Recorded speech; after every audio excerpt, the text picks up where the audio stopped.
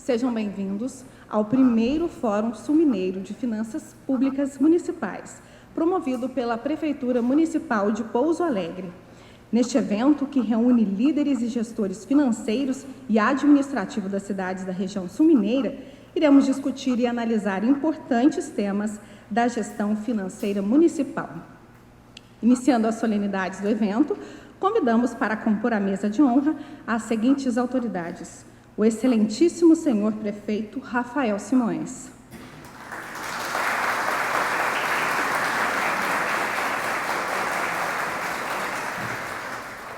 o excelentíssimo senhor vice-prefeito José Dimas,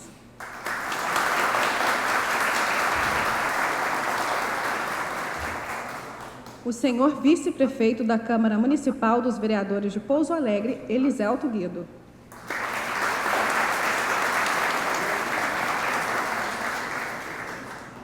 e o senhor secretário de Administração e Finanças, Júlio César Tavares.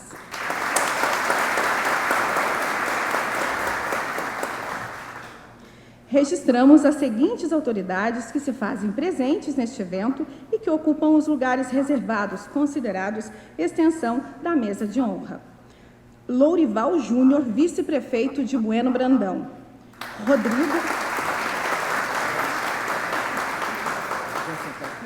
Vão sentar aqui. Estão convidados a sentar aqui nas cadeiras aqui à frente. Rodrigo, prefeito de Camanducaia.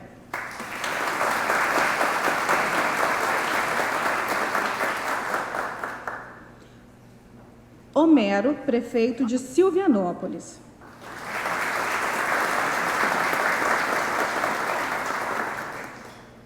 Brian, prefeito de São Gonçalo do Sapucaí.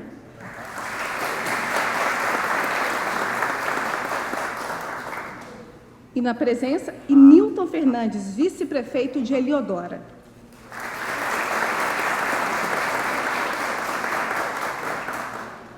E na presença do vice-presidente da Câmara Municipal, Eliselto, nós cumprimentamos a todos os vereadores aqui presentes.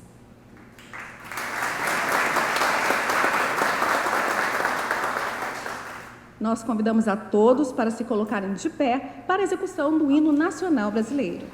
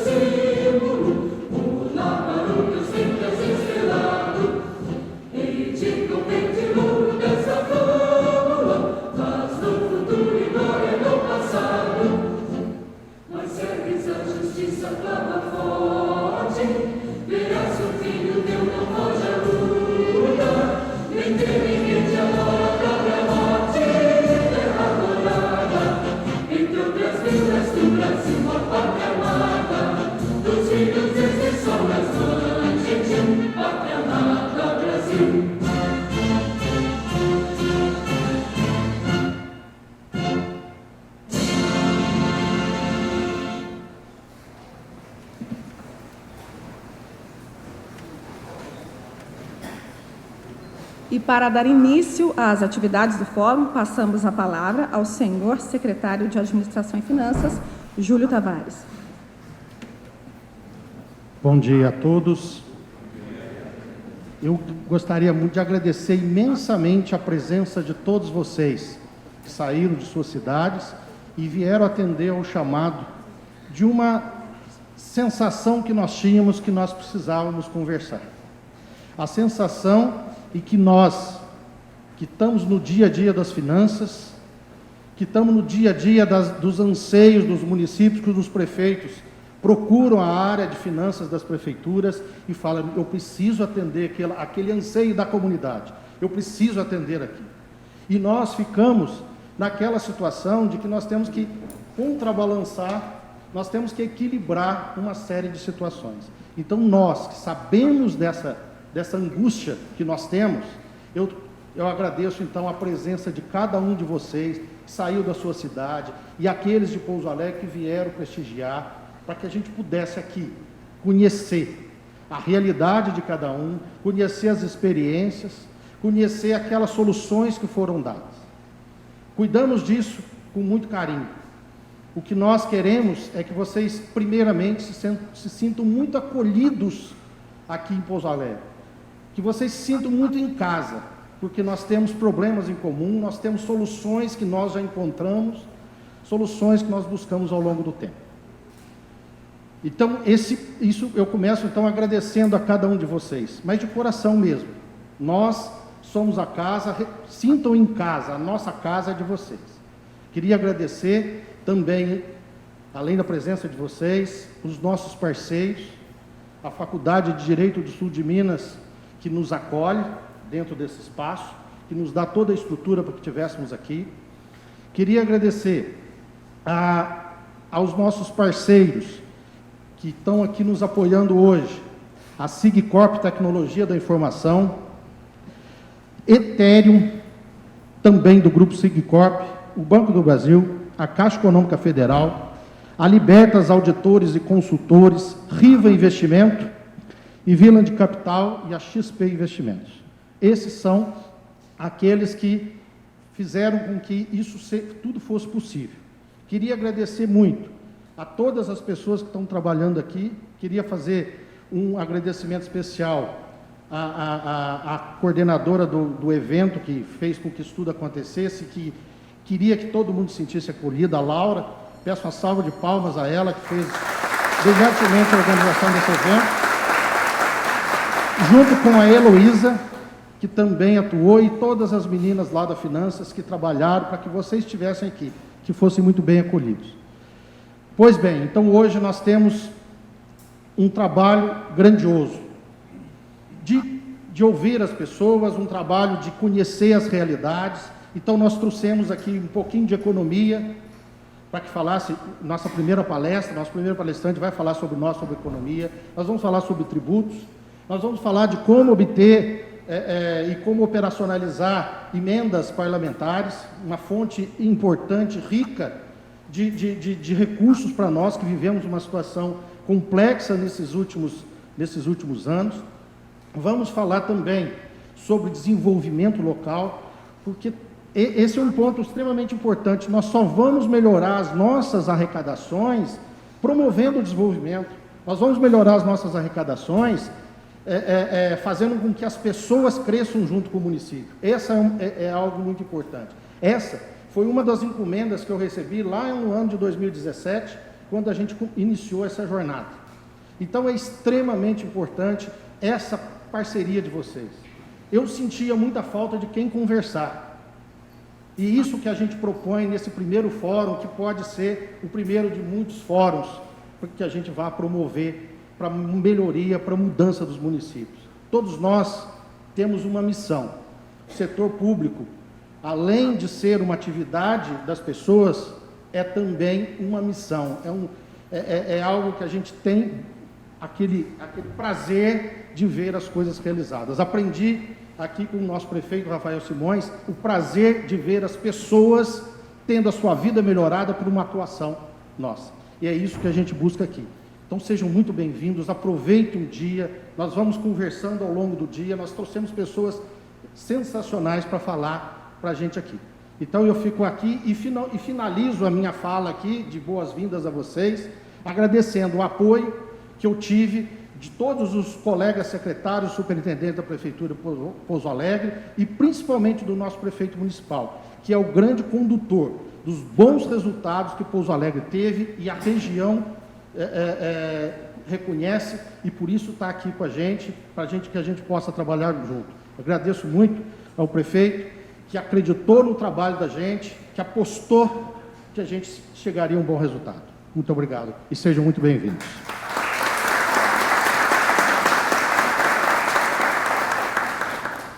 Obrigado, Júlio, pelas palavras. E nós passamos a palavra agora ao excelentíssimo senhor prefeito Rafael Simões.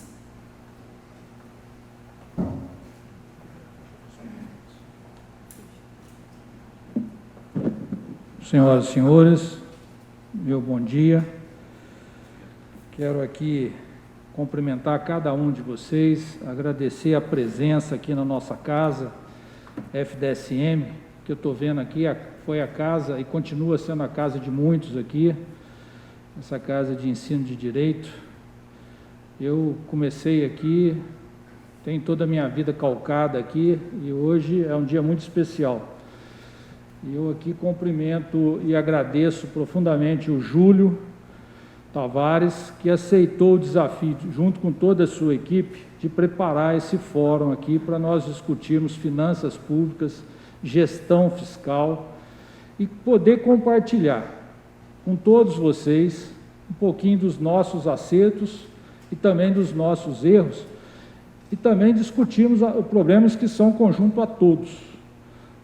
Quero cumprimentar aqui o Eliselto, vice-presidente da nossa Câmara, e na pessoa dele, todos os vereadores, vereadoras aqui presentes, que nós sabemos da importância do Executivo andar alinhado com as câmaras municipais. Se não houver esse alinhamento, quem paga o pato é o povo. Essa é a verdade. Eu falo assim, fazer oposição é importante. E oposição o que é? É trazer ideias que sejam aplicáveis, que sejam coerentes e que não foram vistas por aquele que está na frente da gestão. Oposição não é dizer não a tudo apenas para atrapalhar. Aqui em Pouso Alegre, graças a Deus, nós temos um grupo de vereadores conscientes que procuram trabalhar para o povo, na acepção da palavra povo, ou seja, atender o máximo possível com menor disponibilidade que nós temos, que é de todas as prefeituras. Cumprimentar aqui meu vice-prefeito, Coronel Dimas, agradecer a ele que me apoia, que é meu braço direito, junto com todos os secretários, secretárias que compõem o meu governo. Eu digo a vocês que são de fora que meu sonho era ser prefeito, mas para fazer uma administração profissional, que eu pudesse ter liberdade de escolher os meus secretários de forma técnica. E aí, para quem não é daqui, eu não tenho nenhum secretário político. Nenhum dos meus secretários tem envolvimento político. Todos eles são técnicos e todos eles já tiveram uma contribuição maior por onde passaram e hoje estão prestando uma ajuda ao nosso município, que é o caso do Júlio, do PC que está aqui e de todos os outros que já tiveram suas ocupações aí em instituições importantes e hoje estão trazendo suas experiências aqui para a nossa prefeitura. Quero cumprimentar aqui o Rodrigo, nosso grande prefeito de Camanducaia, que tem feito um trabalho espetacular lá. Rodrigo, é uma honra recebê-lo aqui, para a gente poder ter esse bate-papo, que eu falo que aqui nós vamos ter palestras importantes, mas, na verdade, o que nós queremos é conversar e buscar soluções para o nosso querido sul de Minas.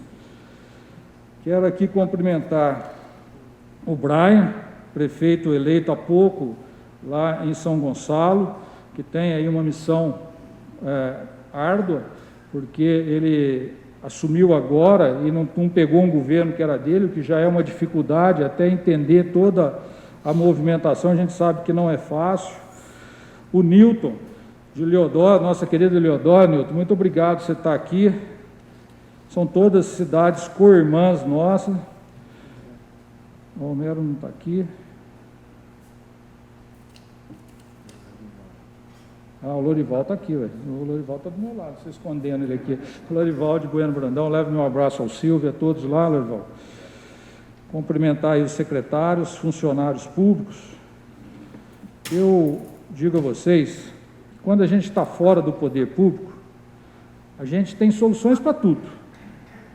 E se nós entrarmos agora nas redes sociais, vocês vão ver como é que tem solução para todos os problemas, de cada uma das cidades que estão aqui. Todo mundo entra e acha uma solução. Pena que a coisa não funciona assim, né? Pena que o processo público, ele é extremamente complexo. Pena que as pessoas não entendem que para gastar tem que receber, né? E porque todo mundo fala assim, porque o vereador não faz nada, porque não resolve o problema, porque o prefeito, coitado do prefeito, é dono de todas as culpas. Não é isso, Rodrigão? Não é, Brian? Tudo que acontece é culpa do prefeito. Choveu é culpa do prefeito, não choveu é culpa do prefeito. Só que as pessoas não entendem a complexidade que é o poder público. Como é difícil seguir à risca todas as normas impostas e, ao mesmo tempo, atender o povo. Então, eu falei para o Júlio, Júlio do céu, nós recebemos uma cidade pela Firjan, numa posição número 509, de 5.584 municípios que tem esse país. Pouso Alegre, naquela oportunidade, quando nós assumimos a prefeitura, estava lá guardadinho no número 509. Falei, Júlio, é missão minha, sua, de todos os nossos secretários, dentro de um trabalho sistêmico, reverter isso e mostrar que Pouso Alegre, junto com o sul de Minas, tem potencial e que nós podemos muito mais.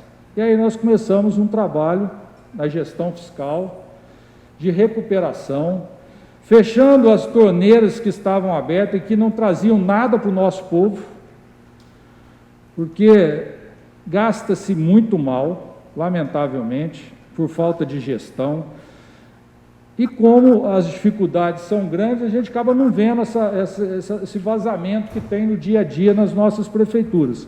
Então, aqui em Pouso Alegre, nós fomos implementando processos para que a gente pudesse enxergar onde é que a gente estava gastando mal e canalizar esse dinheiro que vem dos impostos para atender quem precisa, que é o povo.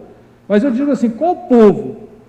Quem mais precisa do poder público é o povo vulnerável, é o povo carente, é o povo que está lá morando naqueles bairros mais longínquos, que não tem esgoto, não tem asfalto, não tem água direito, que não tem infraestrutura.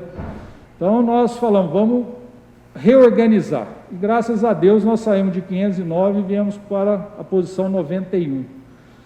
Isso só foi possível, e aqui quero agradecer aos secretários, aos servidores públicos que de fato abraçaram essa ideia, saíram da comodidade, de dizer, eu sou estável, eu estou aqui, você está de passagem, que é o que a gente escuta daqueles ainda que não se integraram ainda na acepção da palavra servidor, né? Porque servidor é para servir, e tem muitos que acham que não, porque a partir do momento que ele passou no concurso e obteve estabilidade, o povo tem que servi-lo. Então, aqui a gente fez um trabalho de demonstrar para esse servidor que ele também é munícipe da cidade, que ele também tem responsabilidades, tanto como servidor, e também tem direitos como cidadão. Então, a coisa foi fluindo, e nós hoje vamos ter aí esse fórum. Quero aqui agradecer todos os parceiros já nominados pelo Júlio, os nossos palestrantes, que são de alta capacidade, vão poder aí discutir e trazer experiências e soluções, que eu acho que é muito importante. Nós mostrarmos os problemas é fácil, eu sempre falo isso. Quando chega alguém na minha sala e diz assim, está com esse problema, qual que é a solução que você propõe? Porque trazer o problema e pôr em cima da mesa, qualquer um faz. A gente precisa que a pessoa traga a dificuldade e traga propostas que possam ser atendidas. Isso aqui na prefeitura, todo mundo sabe, funciona bem dessa forma. Eu tenho certeza que os 2 prefeitos, os 2 vice-prefeitos aqui também fazem isso para suas respectivas cidades. Mas, no mais, eu não quero tomar o tempo aqui, quero agradecer vocês por terem aceito o convite. Como o Júlio falou, nós queremos fazer outros eventos aqui em Pouso Alegre, porque Pouso Alegre, como cidade polo, tem uma responsabilidade para com as cidades circunvizinhas. Se Pouso Alegre vai bem, as cidades circunvizinhas também vão bem.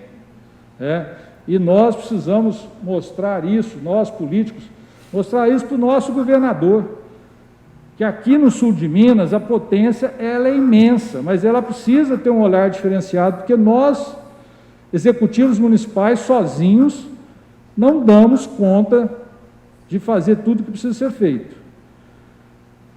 Toda hora nós temos na nossa porta empresários querendo vir para a nossa região, mas ele chega e fala assim: você tem uma área industrial? Você tem infraestrutura para a nossa indústria? E a maioria das vezes nós temos que dizer, lamentavelmente não tem, você vai ter que fazer todo esse investimento.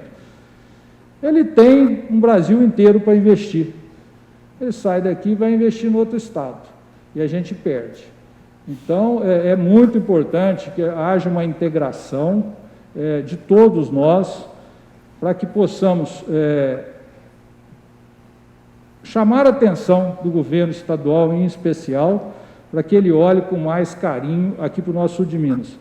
Porque vir aqui inaugurar a fábrica que nós angariamos, isso é fácil. Difícil é vir aqui sentar com a gente e nós sabemos como é que nós vamos montar um parque industrial, por menor que seja, em cada uma das cidades, porque mão de obra temos, energia temos, água temos, vontade nós temos ainda mais. Então precisamos que todos estejamos juntos para poder levar essa reivindicação e fazermos do nosso sul de Minas cada vez mais a joia da coroa de Minas Gerais. Muito obrigado a todos.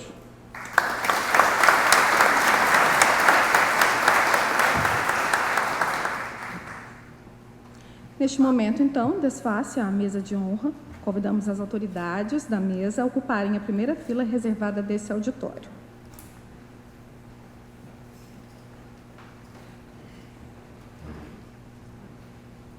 Será dado início, neste momento, à parte técnica deste evento com o primeiro painel. Convidamos o senhor Márcio Prado a ocupar o lugar na mesa de trabalho e também o senhor Pedro Nunes. Passamos agora à leitura resumida do seu currículo. A leitura do seu currículo resumido.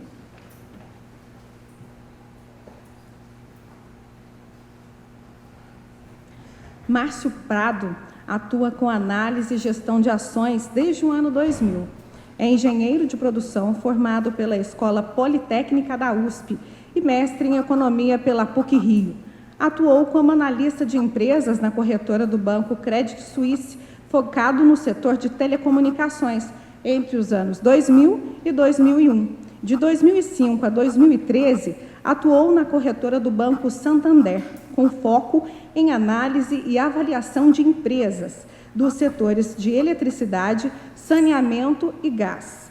Entre 2014 e 2017, Márcio atuou como analista do setor de infraestrutura na corretora do banco Goldman Sachs. Recebeu os prêmios Broadcast de melhor stock picker do Brasil, ficou entre os melhores analistas da América Latina e Thomson Reuters, como analista com melhores projeções na América Latina. Desde 2017, tem atuado como analista e cogestor de fundos de investimentos focados em ações, tendo sido sócio fundador das gestoras Indi Capital, em 2013, e Miles Capital, em 2017. Em 2020, Márcio se juntou à equipe da Vinland Capital, onde atuou como analista e cogestor das estratégias de ações da casa. Possui as licenças CNPI e CGA 20 da Ambima. É gestor de carteiras reconhecido pela CVM e apresentará o painel com o tema Economia, os impactos e desafios às finanças municipais para os próximos anos. Com a palavra, neste momento, o senhor Pedro Nunes, economista-chefe da Riva Investimentos, que vai fazer uma apresentação anterior. Bom dia a todos, meu nome é Pedro, sou economista-chefe da RIV Investimentos. Primeiro, agradecer, senhor prefeito, cumprimentar todas as autoridades aqui presentes pela oportunidade de estarmos aqui, né? Muito bacana esse fórum, excelente iniciativa, belíssima iniciativa, falar um pouco de finanças públicas e panorama macro, né? O Márcio, eu quis chamar ele aqui porque, poxa, a Vinland é uma gestora que começou em 2018, mas ela é composta por pessoas que estão no mercado há 20, 30 anos e já viram toda sorte de desafios que o Brasil passou, como superou, e tem uma visão muito acertada do que pode vir, né? O momento que a gente vive hoje, macroeconomicamente, é um momento singular. A gente está com uma inflação alta, né? A gente está com um cenário de Banco Central tendo que subir juros, e subir esses juros, talvez, para patamares bem elevados, né? E o mercado muito tenso, muito ansioso, e um cenário eleitoral pela frente, né? Um cenário eleitoral pela frente, e nós viemos, todos sabemos, da emergência sanitária que foi o Covid. Ainda estamos lidando com as consequências, mas parece que agora o pior já ficou para trás, né? Esperamos que sim. Então, poxa, para falar um pouquinho e trazer o cenário da Vinland, quais são os desafios do país para o ano que vem, né? Os desafios fiscais, poxa, o que o governo federal terá de espaço para fazer? O que os estados e municípios terão de espaço fiscal daqui a 1 ano, daqui a 2 anos, né? Sendo que a nossa conta de juros da dívida deve se elevar, né? Se a gente sobe os juros para controlar a inflação, essa conta de juros também se eleva, né? Então, existem vários detalhes, vários aspectos técnicos que a gente precisa entender, e nada melhor do que trazer o Márcio e a perspectiva da Vinland, que hoje, sem dúvida nenhuma, é uma das principais casas de fundos do Brasil, né? Eles vivem, discutem ações, macroeconomia, como investir, e o mercado financeiro, ele não é o bastião da moralidade, né? Digamos assim. O mercado financeiro, ele só tenta antecipar os cenários, né? Poxa, existe sim no Brasil um cenário de pessoas que sofreram muito, perderam empregos e continuam com renda prejudicada pela Covid. A gente tem que ter uma forma de auxiliar essas pessoas, mas existem formas fiscalmente corretas e formas que você, às vezes, gera incertezas no mercado. Entender como balancear isso é o importante também, né?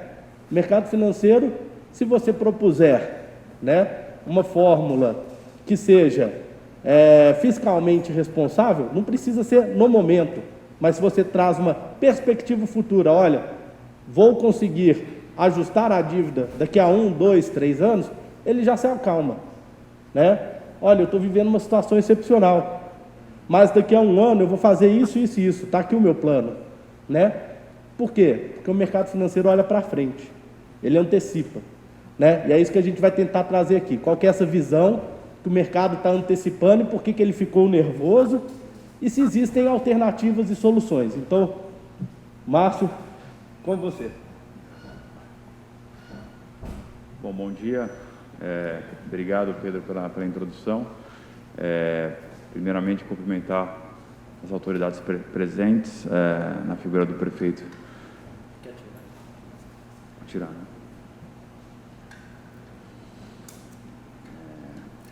Primeiro dizer que eu estou feliz e honrado de estar participando de um evento, né? Quando estava escutando o prefeito Simões falar, eu estou trazendo uma mensagem que é um pouco, não é minha mensagem, estou trazendo uma visão de mercado que já se repete nos preços, né? Um pouco em linha com o que o Pedro vinha colocando, né? A gente vai passar pela apresentação, mas a gente vai ver um cenário em que o mercado financeiro hoje já está estimando uma subida de juros bastante agressiva, né? Um cenário de inflação bastante alta, né? E essa discussão, né, que surgiu um pouco aí sobre a questão do teto, que é uma discussão sobre o regime fiscal brasileiro, né? É o regime que vem dando estabilidade para as contas públicas, né? Então, não, vamos dizer, não é uma mensagem, é uma mensagem, o mercado hoje, né, acho que tem uma mensagem de certa austeridade, né, para as nossas autoridades públicas. Escutando o prefeito, fiquei um pouco mais otimista, né, porque quando você escuta o executivo municipal, que está ali na linha de frente, trazendo essa preocupação sobre eficiência do gasto público, etc. e tal, dá um pouco de otimismo, um pouco mais à frente, que a gente consiga, de fato, passar por esse momento e sair desse momento com uma estabilidade que tem sido a tônica aí da economia brasileira desde 94, né? Então, agradecer o convite, agradecer ao Pedro pela introdução, falar rapidamente da Vinland, né? A Vinland Capital é uma gestora de recursos brasileiras, fundada em 2018.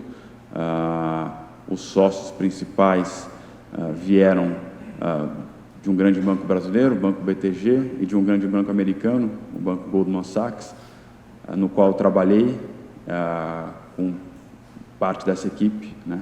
Razão pela qual me juntei à gestora no começo de 2020, né? Uma gestora que hoje tem sob gestão algo próximo a 5 bilhões de reais e tem foco em fundos de renda fixa, multimercados e ações, que é a área na qual eu me insiro mais diretamente. Eu sou o chefe da área de análise de empresas da Vinland, né? Sou economista, então acompanho de perto. A Vinland é uma casa que tem uma discussão macroeconômica sobre o Brasil muito profunda, né? O nosso economista-chefe, o Aurélio Bicalho, inclusive mineiro, mas de Juiz de Fora, não da região aqui do sul de Minas, é responsável por grande parte dos cenários que eu vou mostrar aqui, e eu agrego na discussão trazendo a visão das empresas, né? Antes de entrar na apresentação, que é um pouco extensa, são vários slides, né, eu vou falar brevemente sobre os assuntos, né, que eu vou abordar aqui, para poder dar uma visão geral, e depois, slide a slide, a gente vai vendo mais no detalhe, né. Como o Pedro colocou, a gente começa a apresentação falando um pouco sobre o Covid, né. Acho que, felizmente, é o que parece, acho que já dá para ter essa segurança, o pior vai ficando para trás. Acho que, se não fosse o caso, não estaríamos aqui, né, reunidos fisicamente.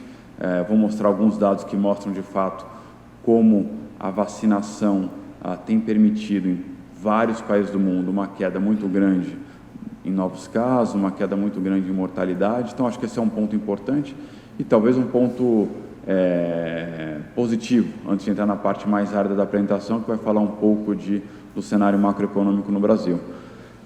Depois a gente vai falar um pouco sobre a retomada econômica brasileira. De fato, né, o ministro Paulo Guedes falava de uma recuperação em V, e quando a gente olha os números, de fato, a economia brasileira, em relação àquela queda muito grande de atividade que veio pós-Covid, ela se recupera rapidamente para um nível de atividade econômica igual, até um pouco maior do que o pré-Covid. Então, de fato, a economia voltou muito rápido, né, o que foi algo muito positivo. Infelizmente, isso aí está ficando um pouco no retrovisor, porque a economia voltou e agora ela parece, né, a gente parece aí num momento de uma certa estagnação, né, que eu acho que advém um pouco também de uma certa instabilidade macroeconômica. E aí a gente vai um pouco para essa instabilidade, né, que eu não diria que é uma instabilidade, porque o governo e o mercado, de certa maneira, estão lidando com o assunto, mas é um fato que a gente está com um câmbio, né, uma cotação do dólar real bastante desvalorizada, o que tem impactado perspectivas de inflação. A saída do Covid, aí no mundo inteiro, tem causado desafios muito grandes de oferta, né? Diversos setores da economia, e basta ler os jornais aí no dia a dia, diversos setores da economia estão com dificuldade de fazer frente à demanda pós-Covid, né? Então, a variável mais óbvia que a gente pode observar nisso, por exemplo, o preço do petróleo internacional, que ano passado chegou a $10, né, e esse ano já está próximo a $80. Então, você tem problemas de oferta que estão impactando a inflação. O Brasil, em particular, com o câmbio um pouco mais desvalorizado, esses problemas de oferta acabam se magnificando, né? Porque uma parte importante da cesta de consumo no Brasil, por exemplo, combustível, tem um impacto da cotação do câmbio, né? E isso forçando o nosso Banco Central a começar a agir e subir juros. E a questão fiscal, né? Acho que o Pedro colocou bem, o mercado não é uma entidade para fazer as escolhas morais, ele simplesmente procura avaliar o cenário, as incertezas e colocar isso nos preços dos ativos, como a gente disse, seja no preço da bolsa, seja no preço do câmbio, seja no preço dos juros, né? E essa volatilidade na discussão fiscal, essa dúvida que surgiu sobre o teto, que fez até o presidente, ao longo do final de semana, reiterar o seu apoio ao ministro e ao marco fiscal, né, trouxeram alguma incerteza, né? Eu acho que o Brasil, ele, como a gente vai ver na apresentação, ele está numa situação fiscal, se a gente tirar a foto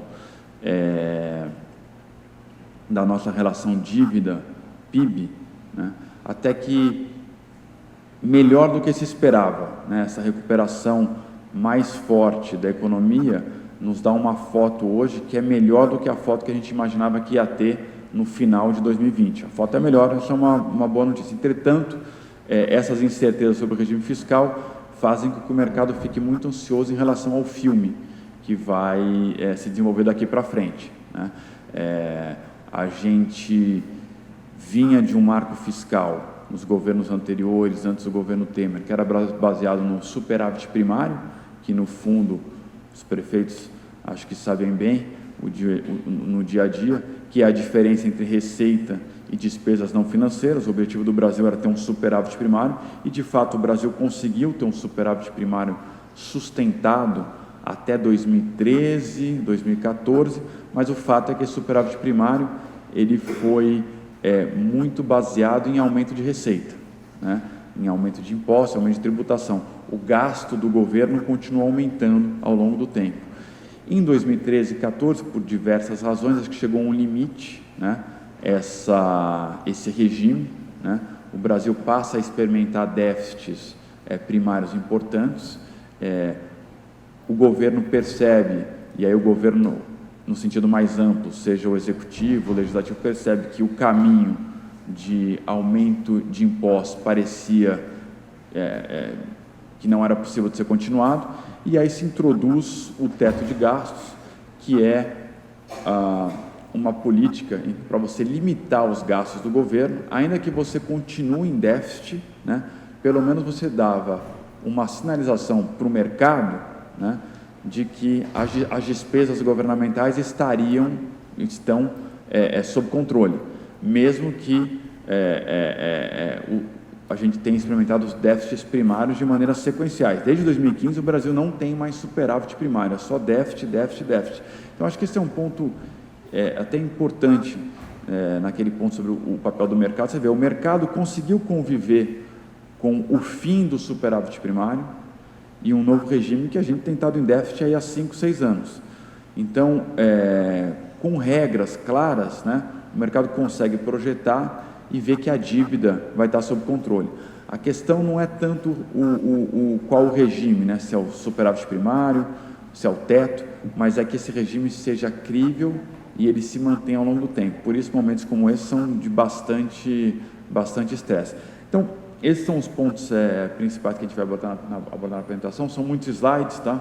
Eu vou ir passando por eles e comentando, mas eu vou tratar um pouco desses assuntos que eu resumi aqui, tá? Bom, aqui eu trago alguns dados, tá, fora do Brasil, tá? Vou trazer alguns dados aqui de Europa, Estados Unidos, mais sobre a questão do Covid, né? Como a gente falou, acho que felizmente vai ficando para trás, mas aqui tem alguns dados que ilustram, né, esse momento, né? O Reino Unido, na última semana, o Covid tem algo curioso, né? A gente está entendendo mais a situação, mas é um fato que volta e meia aparece um dado novo que ninguém consegue entender direito, né? Eventualmente, no campo mais pessoal nosso, né? Alguém conhece uma família que marido, o homem foi infectado, a mulher não foi, os filhos não foi, ele tem uma dinâmica realmente que ainda é um pouco curiosa. E na última semana, o Reino Unido, apesar de ter uma vacinação também adiantada, experimentou um pequeno aumento no número de casos, né? Mas o que é, acho que importante e relevante mencionar, que é o primeiro gráfico ali à esquerda, né? É que quando você olha número de mortes e hospitalizações, né, aumentou muito pouco, né? Então, isso é prova de que a vacinação funciona e que, ainda que a gente tenha que conviver com essa doença por bastante tempo, com um nível de vacinação alto, a gente consegue conviver com isso no sentido de que as hospitalizações não aumentarão muito e, mais importante, o número de mortes também não vai aumentar muito, né? Então, esse caso do Reino Unido é interessante ver por isso, tá? Aí aqui, série de outros países na Europa, França, Alemanha, Itália, Espanha, todos mostrando a mesma mensagem, que é o fato de que, ao que parece, a pandemia está controlada, né? Logicamente que acho que vai com muita cautela a respeito desse vírus, porque aí surge Delta, surge outras variantes que sempre surpreendem a gente, mas o fato é que os dados parecem indicar que a vacinação em massa controlou a pandemia na maior parte dos países, tá? Esse é um dado similar, só mostrando também na Europa, esse é o nível de hospitalizações, tá? Começa ali em março de 2020 e chega agora a outubro aqui de 2021, a gente vê que os níveis de hospitalizações bastante abaixo dos piores momentos da pandemia, tá? Nos Estados Unidos também é uma figura parecida, tá? Você tem ali alguns aumentos. Os Estados Unidos ele tem uma situação que a gente acompanha pela mídia, alguns estados, né? E é onde está concentrada, vamos dizer, os piores resultados. Alguns estados têm tido dificuldade de vacinação, né? Mas nos estados em que a vacinação se espalhou, também um controle grande da pandemia.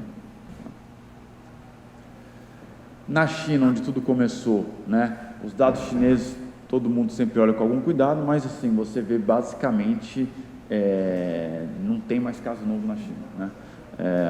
Parece totalmente controlado.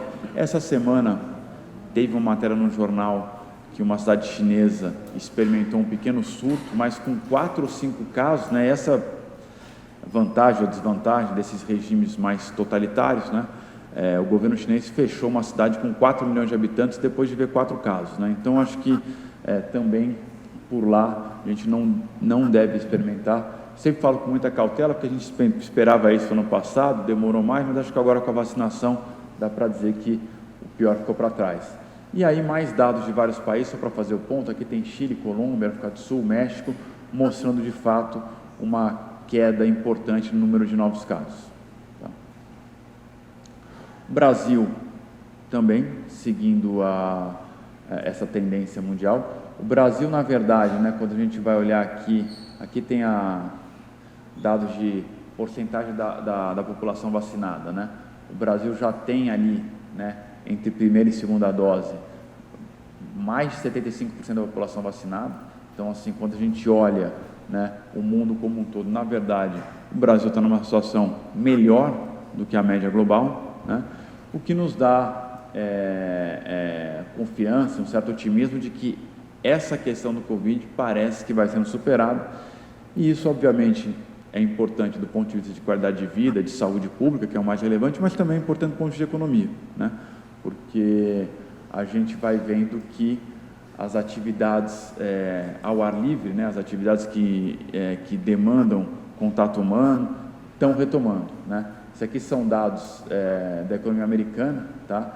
Então, ali o hábito da economia americana e de outras economias, tá? Das principais economias do mundo, ali driving, a direção, né? Pegar o carro e usar, dados de trânsito, né? Dados que medem a partir de redes sociais, a partir de celular. Hoje em dia você tem acesso a muito dado com base no celular, mostrando que as pessoas estão saindo de casa, estão caminhando, né? e que a vida vai voltando ao normal, tá?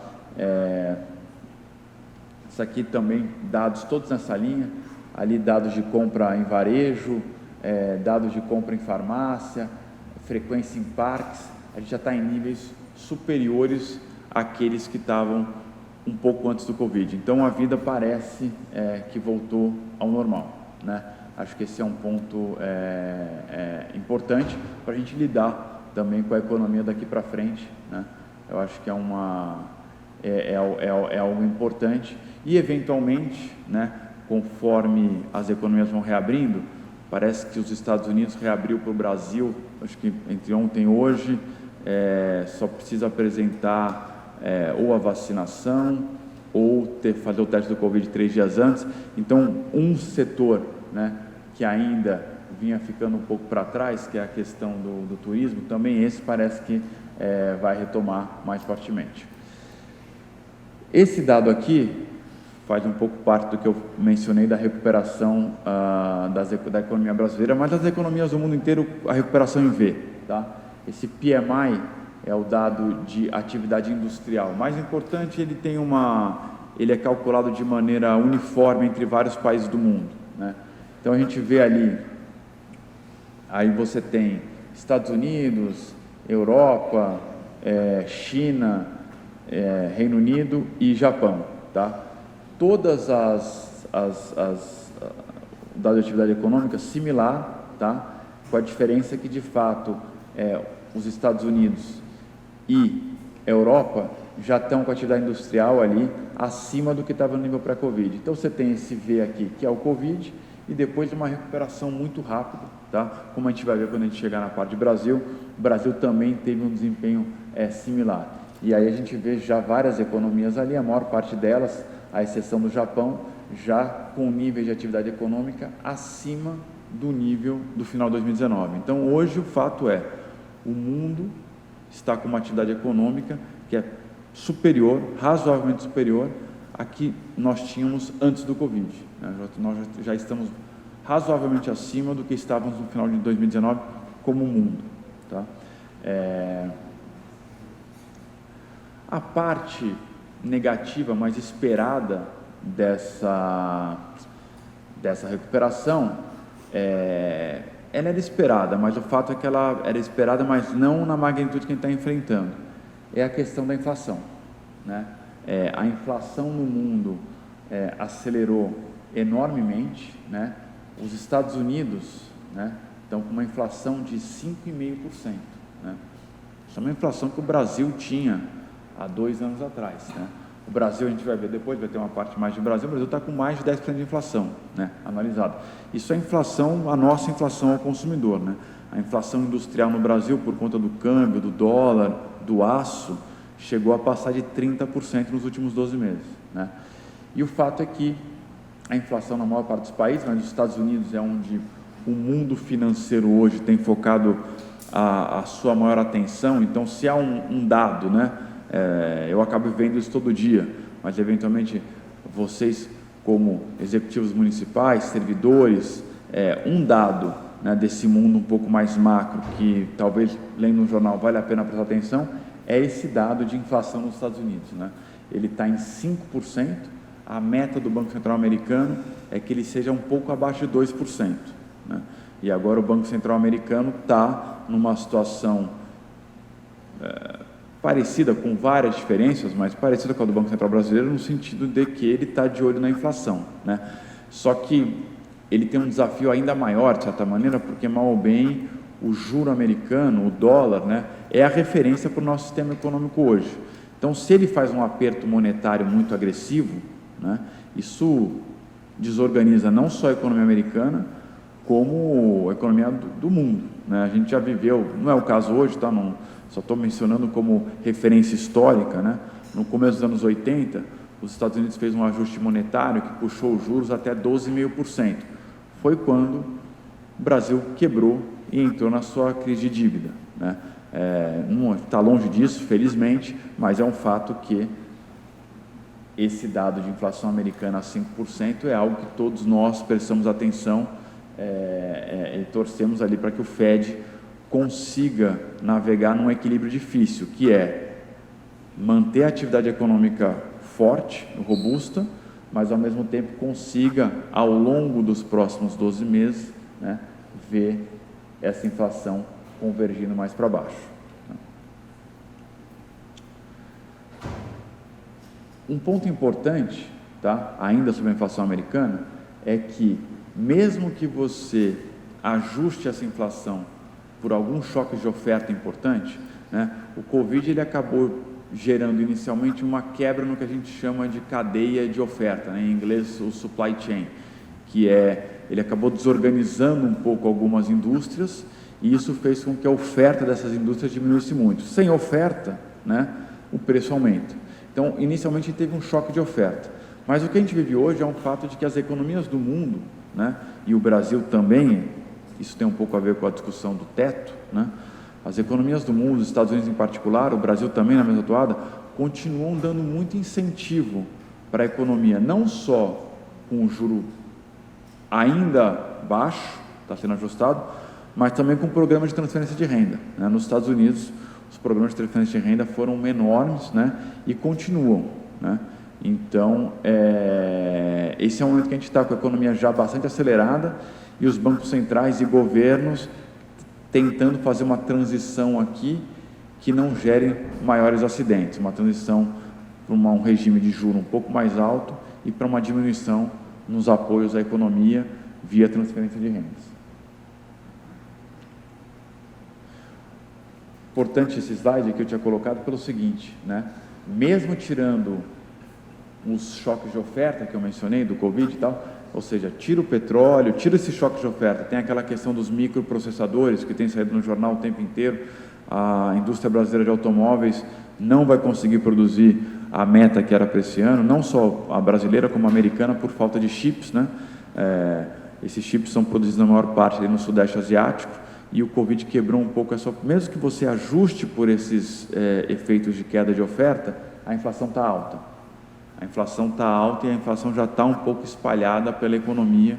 A inflação não é só uma inflação de bens, ela já começa a pegar um pouco em serviços, que é uma preocupação grande dos bancos centrais. Tá? Isso aqui é um slide que mostra isso que eu estou colocando de maneira medida, tá? Isso aqui é a expectativa de inflação que o mercado tem na economia americana, tá? Então, vai subindo, né? E aí, eu vou passar agora 3, 4 slides rápido, mas que mostram a mesma cena. Isso aqui é o seguinte, isso aqui eu vou explicar para os Estados Unidos, depois eu vou mostrar várias economias do mundo e está igual. A linha vermelha aqui é o PIB americano, né? E aí a gente tem a mesma história que a gente já viu, o Covid, o PIB despenca e ele volta aceleradamente, né? Voltou, o PIB está aqui, voltou para onde estava, está até acima do que estava ali em 2019, que era o ponto que eu fiz anteriormente. A linha cinza aqui é o juro americano. Então você vinha com o juro lá, né, a 2,40, 2,5, ele vem para praticamente zero e ele está lá ainda, né? Então, no fundo, né, a questão brasileira, e tem várias idiosincrasias, tem várias coisas particulares ao Brasil, o regime fiscal é uma coisa particular do Brasil, a gente vai falar sobre ele, mas tem coisas que são similares em todos os países do mundo. O juro caiu muito, o Brasil derrubou o juro para 2%, né, o menor juro da história, e a atividade voltou, né? Então, a gente está nesse momento agora de como que você ajusta, né?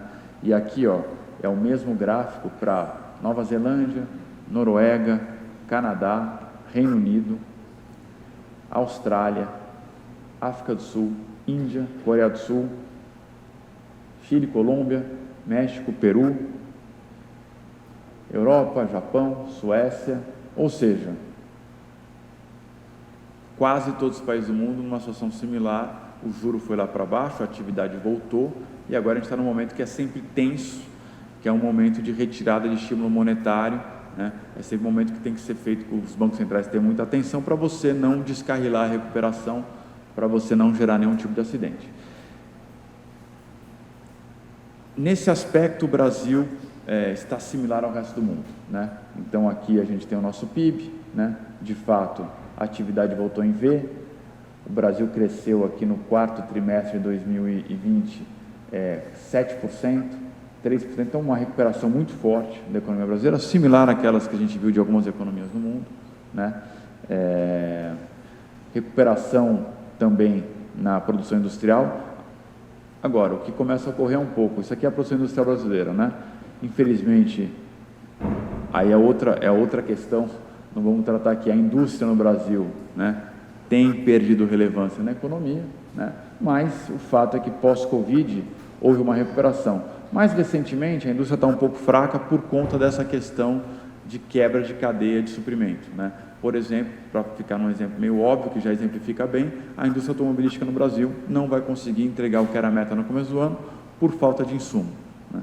Então, esse choque de oferta começa a impactar um pouquinho a nossa atividade industrial. Mas, sinceramente, esse é hoje, no curto prazo, o menor dos nossos problemas, né? Que são mais dados que mostram essa recuperação da indústria, e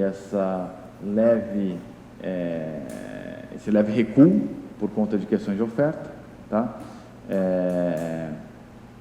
Alguns dados de vendas no varejo do Brasil, que mostram também uma atividade similar, né?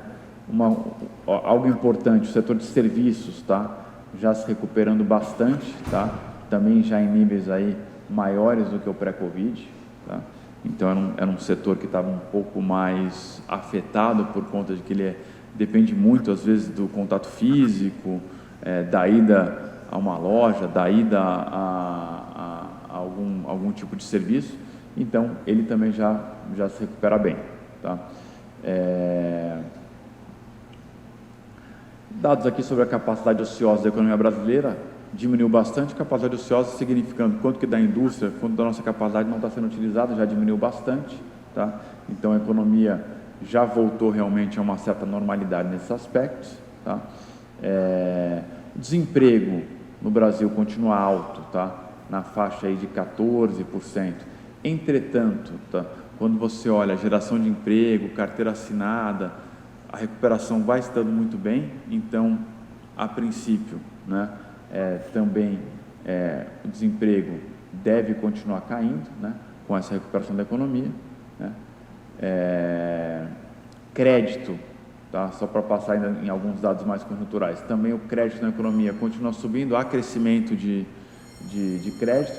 Agora, a inadimplência da economia controlada, a questão que se coloca e acho que é o nosso nó górdio aqui, talvez algo que vale a pena eu parar um pouco e olhar com um pouco mais de foco, é essa discussão recente da questão fiscal, né? Na introdução à apresentação, eu mencionei brevemente que o Brasil, e aqui são superávites primários do Brasil, desde 2012, tá? Então você vê aquilo que eu mencionei, né? Essas barrinhas aqui para a parte de cima do gráfico mostram que nós tínhamos superávit primário de maneira continuada até ali meados de 2014, né? A partir ali de 2015, né, a nossa economia enfrenta, né, a economia brasileira tem enfrentado infelizmente episódios seguidos de recessão. A gente enfrenta um primeiro biênio aí recessivo entre 2015 e 2016 e a gente vai infelizmente para o déficit, né? A gente passa a enfrentar déficits consecutivos. Em 2016 e 2017, o governo brasileiro e o Congresso percebem que realmente não tinha como a gente voltar para o regime fiscal anterior. O regime fiscal anterior era o seguinte: pode gastar bastante, mas tem que arrecadar mais do que gasta, né? E ele foi um regime que se sustentou, acho que basicamente desde 2004, 2005, até antes, ele se sustentou. A carga tributária não era tão elevada, é a história que vocês conhecem do Brasil, a carga tributária vai se elevando e aí chegamos a um limite. Então, o governo, a sociedade, falam assim, precisamos de um novo regime fiscal, não pode mais ser esse de ter que arrecadar mais do que gastar. O problema é que o gasto público se expandiu muito, O gasto público do Brasil cresceu acima da inflação por 10, 15 anos seguidos. Então, vamos fazer o teto de gasto, que é, vamos limitar o gasto. A receita, a gente vê depois, porque a gente não pode querer aumentar imposto no Brasil numa situação recessiva. Eventualmente, a recuperação econômica vai aumentar também a arrecadação, de maneira que a economia possa se equilibrar. Então, vamos olhar só o gasto e vamos esquecer um pouco a parte da receita, esperando que a economia possa se recuperar. E aí, introduziu-se o teto de gastos, né? A gente passou a conviver, e a economia organizada, né? A gente passou a conviver com déficits continuados, né? E a nossa economia organizada. Então, o déficit em si não é um problema. Mesmo em relação ao Covid, né? E óbvio que é praticamente uma situação de calamidade pública, né? O déficit expandiu enormemente, né? Essa é a nossa dívida em relação ao PIB. A dívida veio crescendo, não tem jeito. Quando você começa a fazer déficit, a dívida aumenta. Porque significa que você está gastando mais do que você está arrecadando, então a dívida foi aumentando, mas a economia se manteve relativamente estabilizada. Depois, com o Covid, né, há mais um pulo da nossa dívida, né, que vai aí para algo próximo a 80% do PIB, mas a economia se manteve organizada na crença, né, de agente de mercado, de que o teto é um regime fiscal consistente e que vai permanecer ao longo do tempo. Aqui eu vou passar rapidamente, tá? Uma coisa um pouco mais detalhada, mas só para dar um pouco de tangibilizar um pouco. Isso aqui é um pouco a discussão do teto nos números, tá?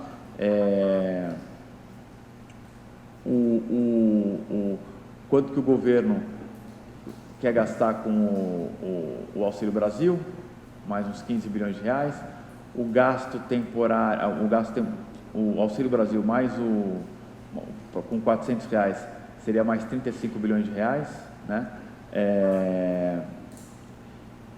E a mudança, né? O governo está discutindo como é que vai fazer com que a despesa fique dentro do teto, né?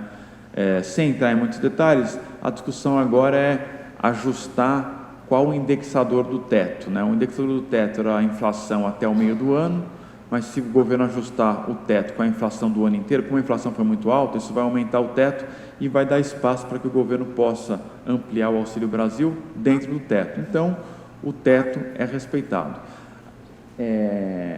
A questão não é tanto, né, sinceramente, o tamanho do gasto, se é 5 bilhões a mais, 10 bilhões a mais, é você desenhar um sistema fiscal que seja consistente. E aí, essas idas e vindas, né, dos últimos 3 meses, que a gente está nessa discussão da extensão do auxílio, né, da possível reforma tributária, a discussão também dos precatórios, que é fiscal, essa discussão está sendo ao longo dos últimos 3 meses. Como não foi definido muito claramente, o mercado ficou um pouco reticente sobre, de fato, qual vai ser o regime fiscal. Parece que a gente está agora retomando uma discussão, mas ainda uma discussão que ainda não está finalizada, né? A votação do PEC dos precatórios não está feita, então a gente está nesse momento, né, de como é que o governo faz esses gastos caberem dentro do teto e mostra um regime que seja consistente, né? O primário, né, o déficit primário que o Brasil vai ter em 2021, 1,6%, a gente chegou a ter 10% de déficit ali no Covid, né? O déficit primário em 2022 é relativamente baixo, é abaixo do que a gente ficou tendo em 2015, 2016, é 1%. Então, assim, não é uma questão dos números, né? Os números, assim, não são assustadores, não é que o governo está gastando muito. Na verdade, o governo está gastando até menos, com proporção do PIB, do que se gastava antes. A questão é que a gente precisa de um regime fiscal que seja previsível e acordado e que a gente possa planejar e projetar o futuro a partir daí. Então, é essa incerteza que traz que traz bastante volatilidade aos mercados. A gente está vendo em câmbio, está vendo em bolsa, né? Essa incerteza tem causado bastante volatilidade. Por quê? Porque sem um teto, né, o teto era a âncora desse regime. Sem o teto e sem um regime fiscal crível, a dívida brasileira pode explodir. E aí, se a dívida brasileira explode ao longo do tempo, você não tem um sistema mais crível, a nossa moeda perde o valor, perde a capacidade de nós, como brasileiros, acreditarmos na moeda, porque você vê que tem uma dívida enorme, você pensa como é que vai pagar essa dívida, então isso tira um pouco de crença no sistema. Daí a importância desse assunto, né? E acho que esse é um assunto que impacta, de certa forma, diretamente, né, os municípios, os prefeitos, os executivos, que de certa maneira, são todos entes federados, né? O município, obviamente, tem na Constituição lá uma parte do orçamento que está, mas emendas parlamentares, tudo isso, de alguma maneira, tende a ser impactada por essa discussão e por esse assunto. Tá? Eu mencionei que a foto do Brasil está melhor agora do que estava, do que a gente imaginava que ia estar, né? Basicamente, a inflação ela é um problema, né? Nenhuma economia consegue se desenvolver e crescer com a inflação alta de maneira sustentada, mas o fato é que a inflação deu uma pequena ajuda aí para a nossa situação fiscal no curto prazo. Você vê como a economia é um sistema difícil de gerir. A inflação alta aumentou a base tributária do governo, aumentou o nosso PIB em termos nominais e diminuiu por conta disso a razão dívida PIB, né? Se imaginava que a razão dívida PIB estaria agora em 100%, ela está em 82%, né? Então, a boa notícia da inflação foi essa. A má notícia da inflação é que você tem que combater a inflação, né? Então, ela teve esse choque positivo que ajudou o fiscal, mas agora tem que combater a inflação. E aí, o combate à inflação, na maneira como o nosso sistema está desenhado, não tem jeito, significa juros mais altos. E aí vem a conta. Os juros mais altos tendem a impactar negativamente as nossas contas fiscais. Acho que o mercado, a gente sabe disso. A questão é a gente ter um plano para que ao longo de 3, 4, 5 anos, como o Pedro colocou, a dívida possa não sair de controle. Tá? Essa é a discussão, acho que fundamental. Tá? Isso aqui mostra o seguinte, né? Que essa parte do câmbio é a que todo mundo erra, né? O É. economista só sabe errar o câmbio, né? Vou te falar, nesse último ano, se você avaliar, eu estou falando de consenso de mercado, não da Vinland, tá? A gente não foi muito ativo no câmbio nesse último ano, felizmente, porque realmente, quando você olha as variáveis macroeconômicas brasileiras, por exemplo, a dívida em relação ao PIB, eu mencionei, ela caiu. As commodities, o Brasil, felizmente hoje, é um net exportador de petróleo, o Brasil é um grande exportador de minério de ferro, o Brasil é um grande exportador de soja, de açúcar, né? E todas essas commodities estão em máximas recentes ou históricas, né? O minério de ferro chegou a bater $200, agora ele caiu, tá? Mas mesmo assim ele continua num nível bastante interessante. O petróleo está em $80, é o maior nível desde 2014, né? Tudo isso apontava para um real valorizado. Em outros ciclos em que as commodities estiveram valorizadas, a nossa moeda, o real, é uma moeda valorizada, porque os produtos que a gente vende, né, estavam valorizados lá fora. Esse ciclo atual foi uma surpresa, né? O real se manteve desvalorizado, tá? E ainda é um fenômeno que eu confesso que economistas, agentes de mercado, como nós, procuramos entender. Uma das explicações inicialmente era o juro baixo. O Brasil sempre foi um país que tinha um juro relativamente alto e atraía recursos de fora.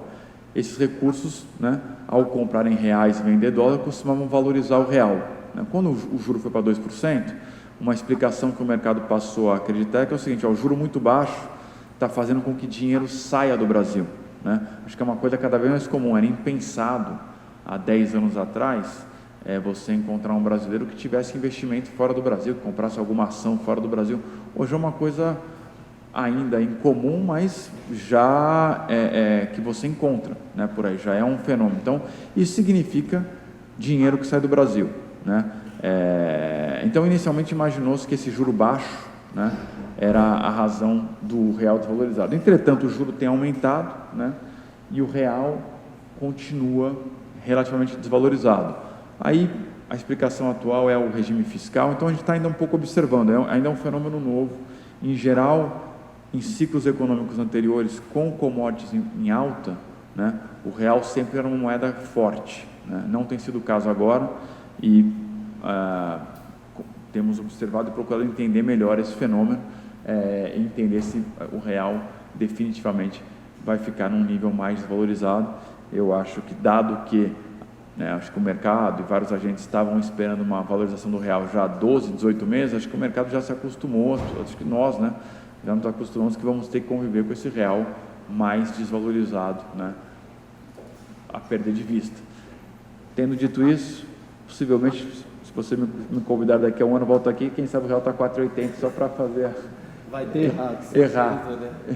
para não ter jeito, para mais uma vez errar ao projetar câmbio, né? E aqui é a nossa chaga mais recente, né? Que é a inflação, né?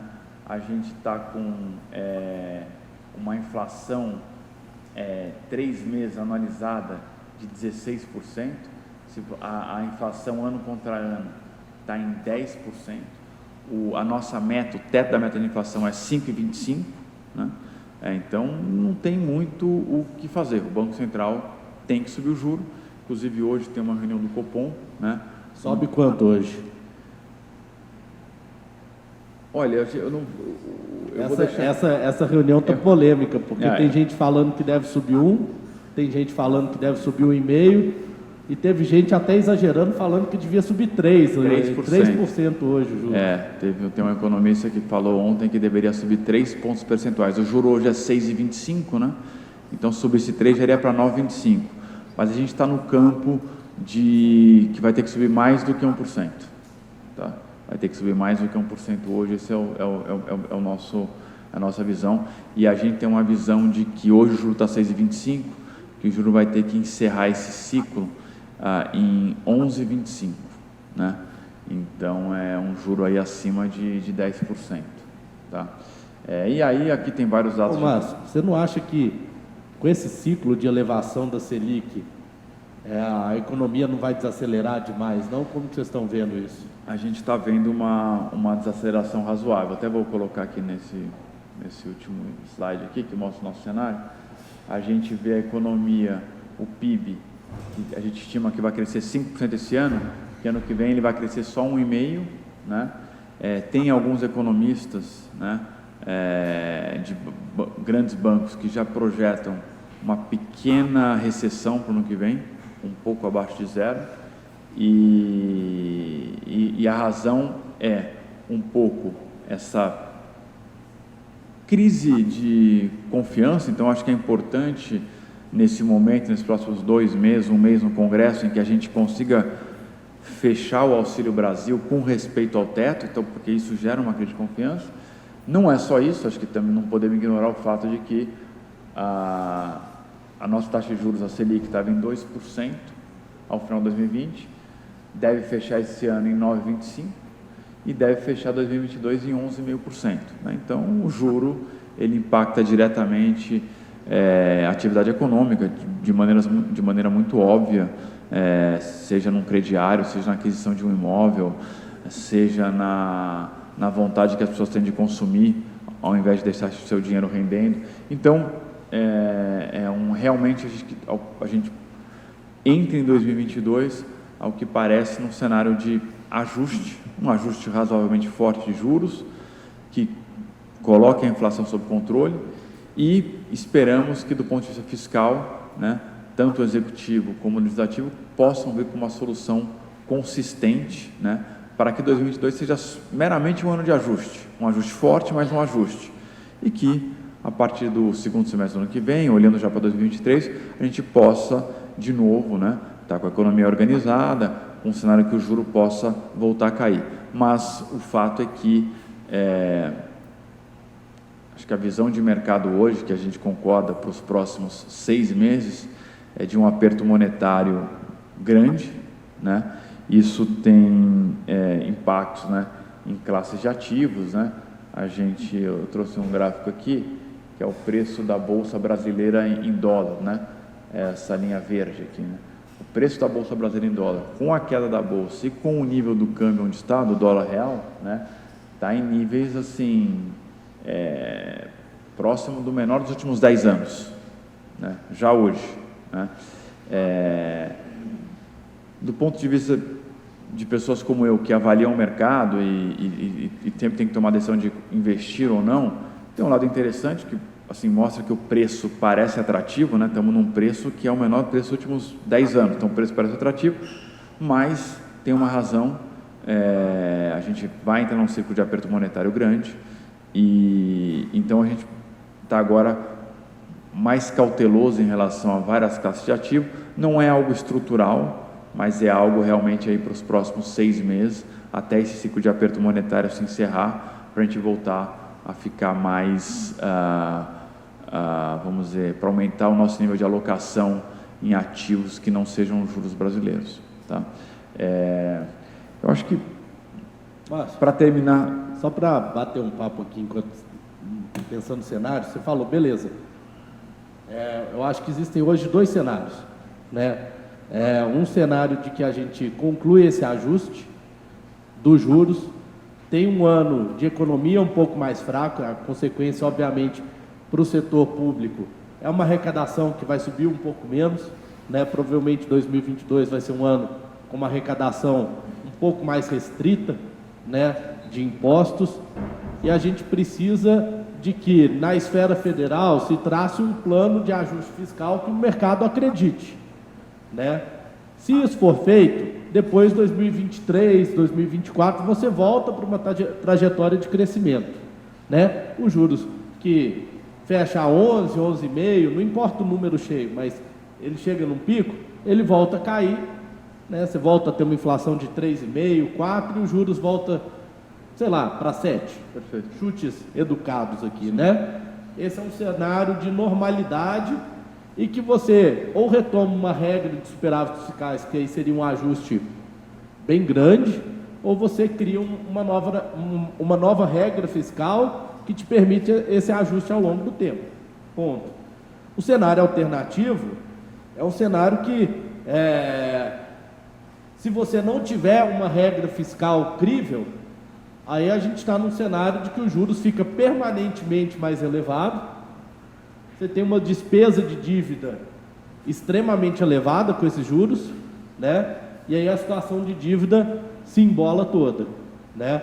Então, se a gente não tiver uma regra fiscal clara, crível, que seja a regra dos superávites, que seja uma regra de evolução dos gastos, né? A trajetória da dívida brasileira, ela se torna explosiva, né? E aí a gente caminha para um cenário de que, poxa, o mercado, cada vez mais, o mercado não é um ente assim, sou eu, você, cada um aqui, vai falar, poxa, está aumentando o risco do país, então eu cobro cada vez mais para emprestar para ele, né? E os ativos brasileiros vão ficando mais baratos, né? E aí, poxa, o que acontece com o capital? Ele sai do país, né?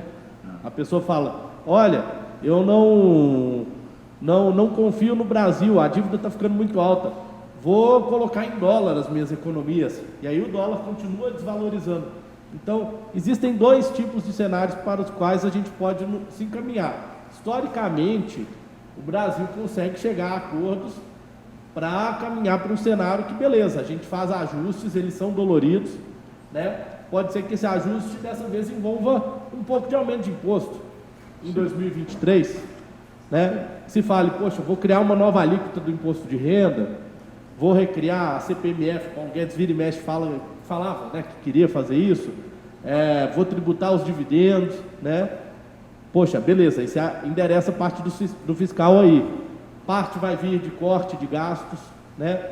Mas precisa criar uma estratégia de controle fiscal, né, para que a gente continue na trajetória de normalidade, para que 2022 não seja, poxa, o primeiro ano de vários ruins, mas para que seja só um ano de ajuste leve, né?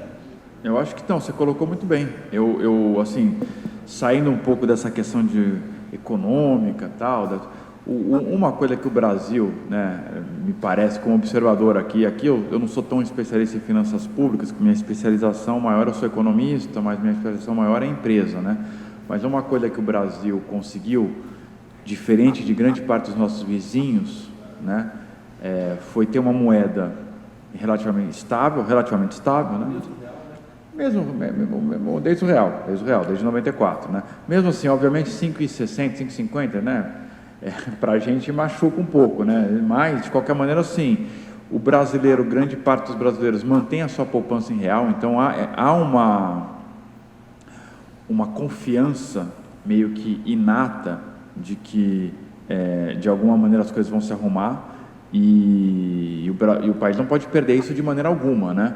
Porque se você só olhar para os nossos vizinhos ao lado, quando você perde isso, aí as pessoas não mantêm mais o grosso da sua poupança na moeda do país, isso gera maior desvalorização, gera perda de confiança.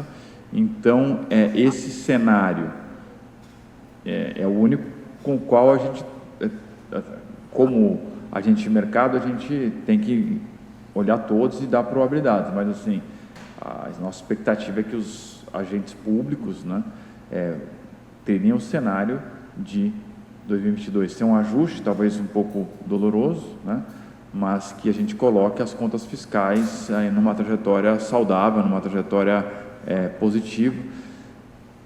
Talvez, eu acho que não vai ter jeito, vai ter que ser um conjunto dos dois, um pouco de corte de gasto, talvez vai ter que ter algum tipo de aumento de impostos em algum momento, né, para que a gente possa manter o equilíbrio fundamental da economia, que é a confiança nas contas do governo, né, que é o ente principal da economia, né, e a dívida pública é basicamente a nossa moeda, né. Então, manter essa confiança acho fundamental. Acho que vale ressaltar que às vezes a gente acha que a dívida pública ela é um pouco etérea, né? Poxa, a dívida pública, né?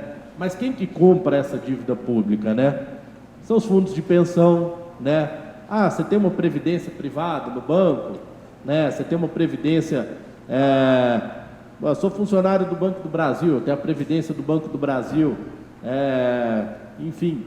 Eles compram letra financeira, que quem emite é o Tesouro, compra NTNB, que é um outro título público. Então, assim, no fim das contas, a dívida pública está nas mãos de todos os investidores brasileiros, né? Cada um de nós aqui, eu tenho certeza, quem tem uma aplicação no banco tem dívida pública, né? Então, não existe... os detetores da dívida pública somos nós, né? E é por isso que é importante a gente ter confiança nisso e, poxa, tendo um cenário de economia mais fraca ano que vem, de arrecadação que provavelmente vai ser um pouco comprometida e um cenário de conta de juros um pouco mais salgada, a gente segue na tônica que a gente já vem, acho que desde de 2014, 2015, que é o ajuste fiscal, né? O ajuste fiscal, a gente viu ali pelos superávites, a gente alongou esse ajuste fiscal ao longo do tempo, mas a gente ainda não chegou em nível federal, né? Olhando ali mais para cima, não no nível municipal, porque no nível municipal a gente tem de forma agregada superávites, pequenos, mas tem, né? A gente não tem ainda o superávit primário, a gente tem que projetar que horas que a gente volta para isso, né?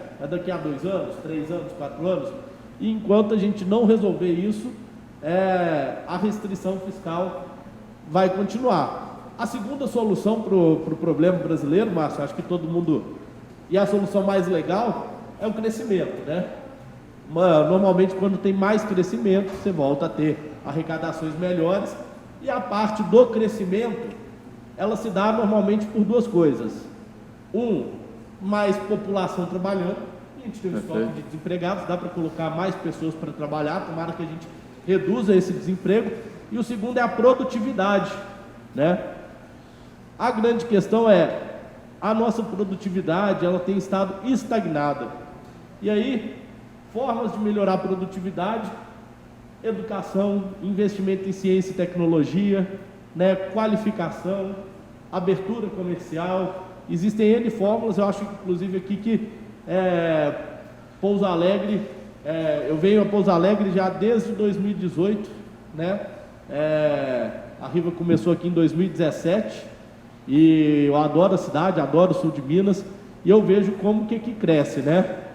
Toda vez que você vem, é um galpão novo que chegou, é uma indústria nova que chegou, e isso aumenta a produtividade. Então, eu acho que existem exemplos locais aqui positivos né? E que a gente tem que pensar isso de forma agregada no nível nacional. Crescimento é fundamental, a gente precisa retomar a trajetória de crescimento para que a questão fiscal não seja só o ajuste, tem que ficar ajustando, né?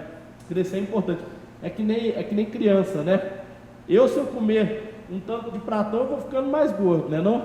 Mas criança, você sabe que tem aquela fase que pode comer e não engorda um pouquinho. Por quê? Porque está crescendo, né? Então existe, é uma boa analogia, não é a melhor de todas, mas é interessante. O crescimento ele é uma boa solução, não é simples, não é trivial, e produtividade é a chave da gente crescer, não por um ano, né? Ninguém quer crescer 5% no ano e depois voltar a crescer 0,5%, isso daí não adianta, né?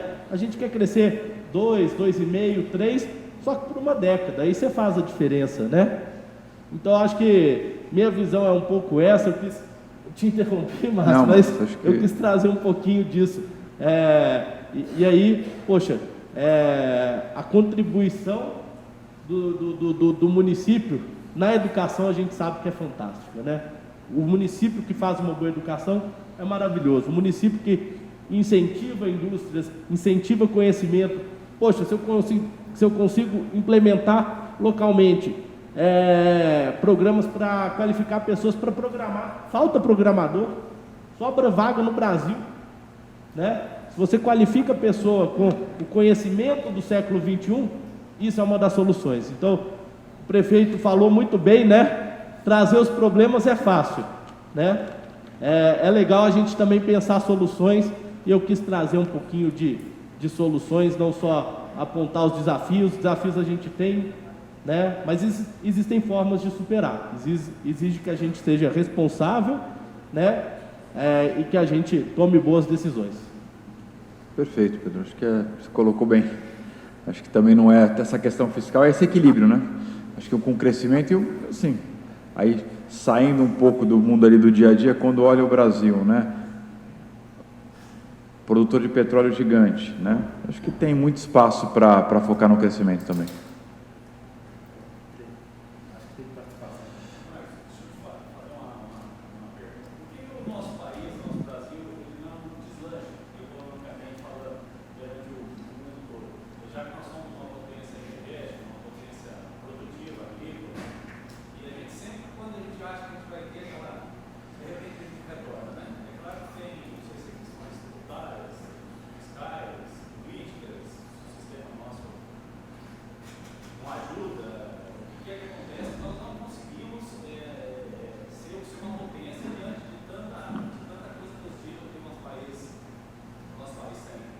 Eu acho que, olhando, eu vou tentar, pelo menos, fazer algumas colocações pelo que a gente, né, ao longo dos anos, vai olhando e lendo e tendo a vivência, né? Só olhando o copo meio cheio, né? Tem um vizinho nosso aqui embaixo, né, que também tem petróleo, tem gás natural, tem talvez o solo mais produtivo do mundo, né? E aí, ali meio, infelizmente, hoje foi para o fracasso, né? A gente ainda está para cá lado que a gente vai, né? A gente não fracassou totalmente, mas também não... Então, pelo menos, a gente, ao que parece, ainda guardamos a oportunidade, né? Que é sempre importante, a oportunidade de, né?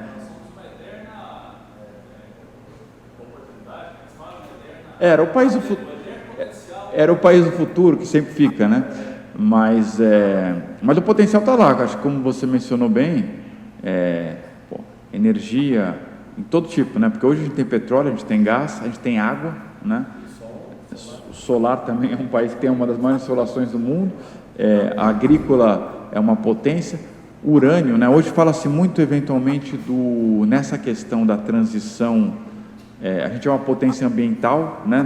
Vamos ter no domingo agora a COP26, né? Em Glasgow, né, para discutir, acho que até um tema importante, até a nível de prefeituras, né, pensando, isso é um tema que é importante estar bem antenado aí, porque eu acho que tem caminhos de desenvolvimento a nível municipal, de eventualmente adotar esse tipo de agenda, e o Brasil é uma potência nisso, né? Então, domingo vai começar lá a COP26, lembrei dela porque a gente tem urânio, né, que nessa transição energética, para longe do petróleo, né, tem muito especialista dizendo que vai ter que voltar a ter energia nuclear, né? E o Brasil também tem isso, né?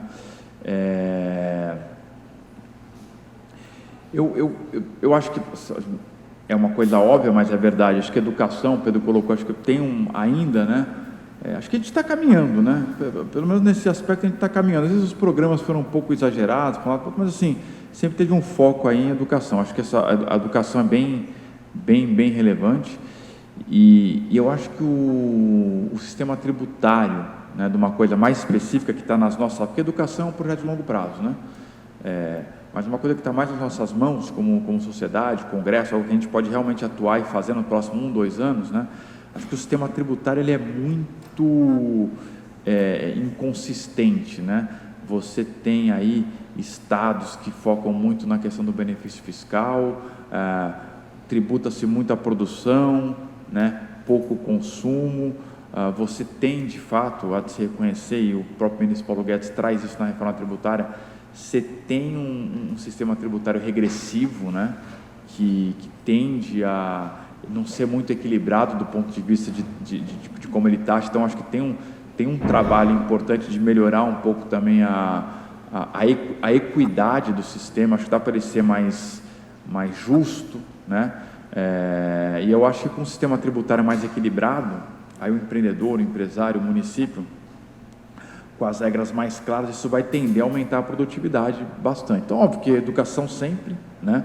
Mas de maneira mais de curto prazo, eu gostaria de ver uma reforma tributária.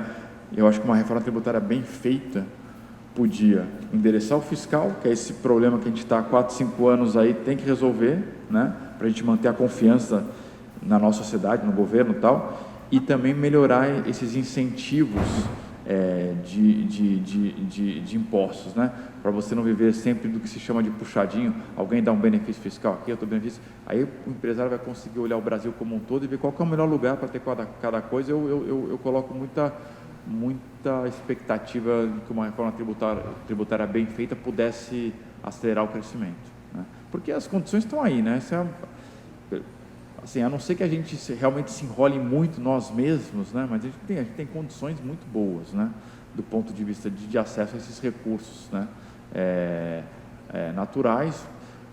Uma sociedade, a gente está um pouco agora, né? O que parece, a sociedade ficou um pouco mais dividida, né? Mas é uma sociedade que em geral não é muito dividida, é uma sociedade que tem um foco em trabalho. Então, eu acho que reforma tributária e educação, a gente já vai estar num lugar melhor.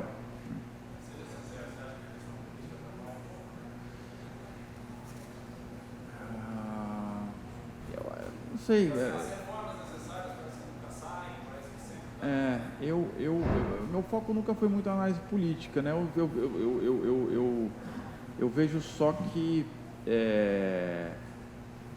talvez a divisão política esteja demorando um pouquinho para as reformas. A gente podia andar mais rápido, né? Veio a Previdência, né? Teve uma reforma trabalhista, mas a gente precisa, por exemplo, de uma tributária, né? E aí, se a gente pudesse manter o foco nisso, nessas coisas mais efetivas, né? E talvez as divisões políticas levem as coisas a levar mais tempo do que elas poderiam, né? Talvez as coisas pudessem ser mais rápidas, mas eu também acho que faz parte do sistema, né? E é um sistema interessante, é um sistema bom, um sistema de discussão e tudo, mas eventualmente em alguns momentos, talvez uma unidade maior, a gente pudesse caminhar mais rápido, né? Gente, muito obrigado. Espero que tenha trazido um pouco de informação do que a gente espera para os próximos 12 meses. Agradecer ao secretário ali, Albertinho, e que a gente tenha boas decisões pela frente. Bom, obrigado.